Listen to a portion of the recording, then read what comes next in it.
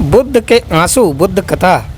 एक दिन भगवान बुद्ध भ्रमण पर निकले। घूमते घूमते दोपहर हो चली थी। वे थक चुके थे। पास ही आम का एक बाग था। वे वहाँ चले गए।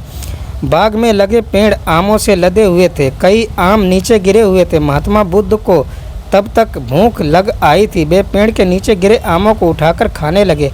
भूख शांत हुई तो वे उसी पेड़ की छाया में विश्राम करने लगे।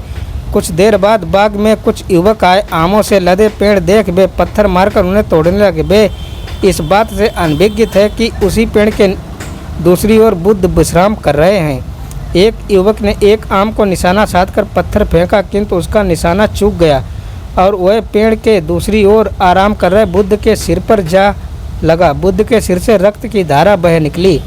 अनहोनी की आशंका से तुरंत वे सभी युवक पेड़ की दूसरी ओर गए। वहाँ उन्होंने चोटिल बुद्ध को देखा। उनके सिर से रक्त बह रहा था और आंखों से अश्रुधारा। युवकों ने सोचा, अवश्य ही पीड़ा बस बुद्ध की आंखों से आंसू छलक आए हैं।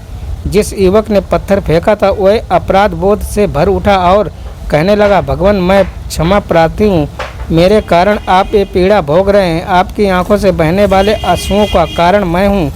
ये सुनकर बुद्ध बोले, नहीं बंधु, ऐसा नहीं है। मैं सोच रहा हूँ कि तुमने आम के पेड़ पर पत्थर मारा तो बदले में उसने तुम्हें मीठे फल दिए, किंतु जब तुमने मुझे पत्थर मारा तो मैं बदले में तुम्हें क्या दे रहा हूँ? भय और अपराध बोध। यही विचार मेरी आंखों में आंसुओं का कारण है।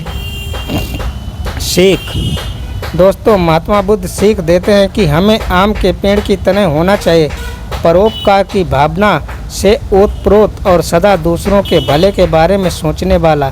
फिर चाहे दूसरे हमारे बारे में जो भी सोचें, हमसे जैसा भी व्यवहार करें, मन में दूसरों के प्रति कटुता की भावना लाकर हम अपना मन मलिन कर लेंगे और मन की शांति खो देंगे।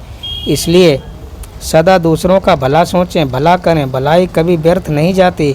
आज नहीं तो कल किसी न किसी रूप में उसका फल अवश्य मिलता है।